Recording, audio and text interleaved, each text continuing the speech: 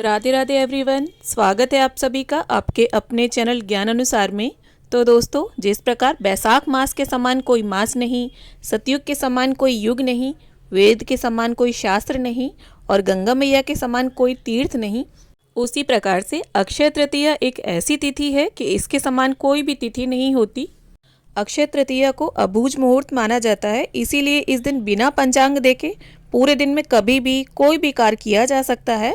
ये दिन इतना शुभ होता है कि इस दिन किसी भी प्रकार का कोई भी मांगलिक कार्य किया जा सकता है। कोई भी अगर प्रॉपर्टी इत्यादि आप खरीदना चाहते हैं, वाहन खरीदना चाहते हैं या सोना चांदी या किसी भी प्रकार की कोई महंगी धातु आप खरीदना चाहते हैं तो उसे आप आज के दिन खरीद सकते हैं। या कोई भी मांगलिक कार्य अगर आप करना चाहते हैं, विवाह, गृह प्रवेश, मुंडन संस्कार, तो ये सभी कार्य आप बिना मुहूर्त दिखाए आज के दिन कर सकते हैं। अक्षय तृतीया का पूरा दिन बहुत शुभ होता है और खरीदारी करते समय आप केवल राहु काल में खरीदारी ना करें, उसका समय भी मैं आपको बता दूंगी। और साथ ही आप अक्षय तृतीया की पूजा विधि भी स्क्रीन पर देखते चलें। और इसके साथ अक्षय तृतीया पर हमें क्या करना चाहिए, क्या नहीं करना चाहिए, किन चीज़ों का दान करना चाहिए, अक्षय तृतीया का महत्व इतना अधिक क्यों है और अक्षय तृतीया की पूजा का शुभ मुहूर्त क्या रहेगा, सोना या चांदी खरीदने के लिए क्या शुभ मुहूर्त रहेगा और इसके साथ ही लक्ष्मी प्राप्ति के लिए अक्षय तृतीया पर हमें ऐसा कौन सा उपाय करना चाहिए जिससे लक्ष्मी जी का हमारे घर पर स्थायी निवास हो, तो ये संपूर्ण जानकारी आपको आज इस वीडियो में मिलने वाली है। तो दोस्तों, अक्षय तृतीया के दिन किए गए कर्म का जो अक्षय फल है वो हमें जन्म जन्मांतर तक प्राप्त होता है। अक्षय तृतीया का जो दिन होता है वो बहुत ही ज़्यादा शुभ और मंगलकारी होता है, क्योंकि इस दिन भगवान विष्णु के छठे अवतार परशुराम जी की जयंती मनाई जाती है। हयग्रीव अवतार भी इसी दिन हुआ था और आज के दिन ही बद्रीनाथ धाम के कपाट भी खुलते हैं और आज के दिन ही भगवान विष्णु के चरणों से धरती पर गंगा जी अवतरित हुई थी। और वृंदावन में भी बांके बिहारी जी के चरणों के दर्शन पूरे वर्ष में अक्षय तृतीया की तिथि पर ही कराए जाते हैं। तो दोस्तों, अक्षय तृतीया के दिन स्नान, दान, जप, तप, श्राद्ध और अनुष्ठान का बहुत अधिक महत्व है। तो इस प्रकार से अक्षय तृतीया पर हमें अच्छे कर्म ही करने चाहिए। इस दिन अगर संभव हो तो किसी पवित्र नदी में स्नान करें और संभव ना हो तो स्नान के जल में गंगा जल मिक्स करके स्नान इत्यादि करके और आप इस पूजन को करें। यहाँ पर आप देख सकते हैं अक्षय तृतीया के दिन लक्ष्मी नारायण जी की पूजा का विशेष महत्व होता है, क्योंकि देखिए लक्ष्मी जी का पूजन कभी भी अकेले नहीं किया जाता, या तो गणपति जी के साथ या फिर श्रीहरि विष्णु जी के साथ उनका पूजन किया जाता है। और देखिए लक्ष्मी जी जिन कार्यों से प्रसन्न होती हैं वो सभी कार्य आपको आज के दिन अवश्य करने चाहिए। जैसे घर में साफ सफाई रहनी चाहिए, रंगोली इत्यादि बना लें और रंगोली ना बना सकें तो अपने मेन गेट के दोनों साइड में थोड़े थोड़े अक्षत डालकर दीपक प्रज्वलित करें। और ये जो दीपक हैं ये आप देखिए या तो ब्रह्म मुहूर्त में प्रज्वलित करें या फिर शाम के समय। और जैसा कि मैंने बताया, दीपकों के नीचे आप थोड़े से अक्षत या फूल या फिर चौक पूर कर ही दीपक रखें और अपने घर को साफ सुथरा और सुगंधित रखें। तो जैसा कि आप सभी जानते होंगे, साल 2025 में अक्षय तृतीया 30 अप्रैल दिन बुधवार को पड़ रही है और बुधवार का दिन गणपति जी को समर्पित होता है, इसलिए गणपति जी का पूजन लक्ष्मी जी के साथ ज़रूर करें। और इसके साथ ही पूजा का शुभ मुहूर्त भी मैं आपको बता देती हूँ। पूजा का जो शुभ मुहूर्त है वो 30 अप्रैल को सुबह 5:41 से लेकर दोपहर को 12:18 तक का है। और देखिए कुल अवधि जो है वो 6 घंटे 37 मिनट की होगी। तो यहाँ पर पूजा के लिए आपको काफ़ी समय मिल रहा है, तो आप अपनी सुविधा के अनुसार इन 6 घंटे 37 मिनट में कभी भी लक्ष्मी नारायण जी का पूजन गणेश जी के साथ करें। और देखिए अक्षय तृतीया की पारंपरिक जो पूजा विधि है, जैसे पुराने समय में हमारे होती थी, उसकी वीडियो भी ऑलरेडी मेरे चैनल पर अपलोडेड है। लिंक मैं आप सभी को डिस्क्रिप्शन में दे दूंगी।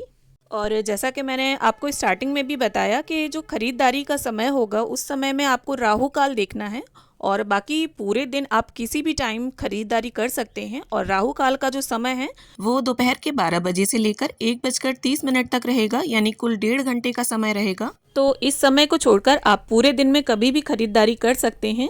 तो अब हम बात कर लेते हैं कि अक्षय तृतीया की तिथि पर हमें क्या करना चाहिए और क्या भूलकर भी नहीं करना चाहिए। तो देखिए जैसा कि मैंने बताया, अक्षय तृतीया की जो तिथि है, इस तिथि पर किए गए कर्म का जो फल है वो कभी भी समाप्त नहीं होता, अक्षय रहता है। तो आप कोशिश ये करें अच्छे कर्म करें और बुरे कर्मों से बचें आप। तो इस दिन आप अधिक से अधिक पूजा पाठ, जप तप, दान पुण्य कर्म करें। और अपने बजट के अकॉर्डिंग जो भी आप खरीद सकते हैं सोना या चांदी इस दिन आप अवश्य खरीदें, क्योंकि शास्त्रों के अनुसार इस दिन सोना या चांदी खरीदने से माँ लक्ष्मी की कृपा आप पर सदैव बनी रहती है। और देखिए दान का भी मैं आपको बता दूं, अक्षय तृतीया की तिथि पर घड़े के दान का विशेष महत्व होता है, मिट्टी के घड़े का।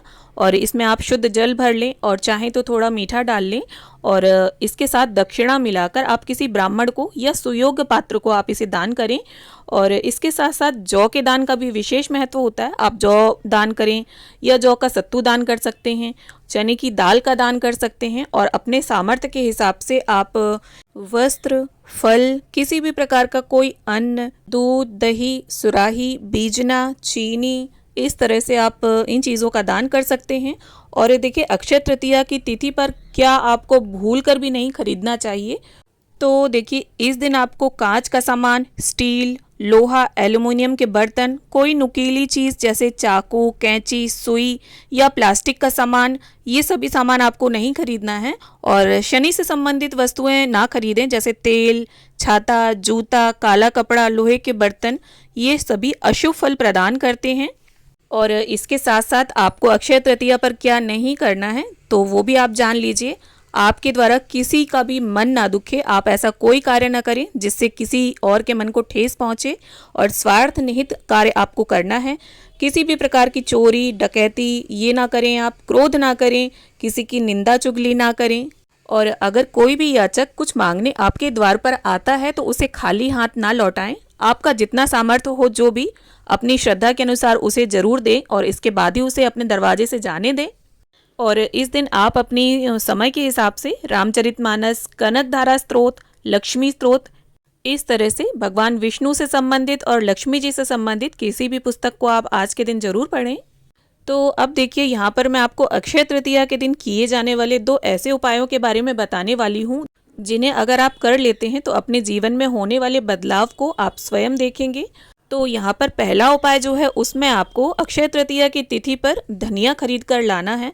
जैसे देखिए धनतेरस पर भी हम धनिया खरीदते हैं और जैसा कि आप सभी जानते होंगे अक्षय तृतीया को गर्मियों की धनतेरस भी कहा जाता है। तो आपको धनिया लाना है और पूजा में उसे रखना है और पूजा करने के बाद आपको वो धनिया अपने घर के किसी भी गमले में गाड़ देना है। इससे लक्ष्मी जी का आपके घर पर स्थायी निवास रहेगा। दूसरे उपाय में आपको गन्ने के रस से शिव जी का अभिषेक करना है और लक्ष्मी जी की अगर मूर्ति है आपके पास, साथ ही विष्णु भगवान की भी अगर धातु की मूर्तियां हैं तो विष्णु भगवान और माता लक्ष्मी का भी आप गन्ने के रस से अभिषेक कराएं। यदि आप ऐसा करते हैं तो माता लक्ष्मी आपसे अति प्रसन्न होती हैं और आपके घर पर स्थायी निवास करती हैं। If you like the video then like, share and subscribe.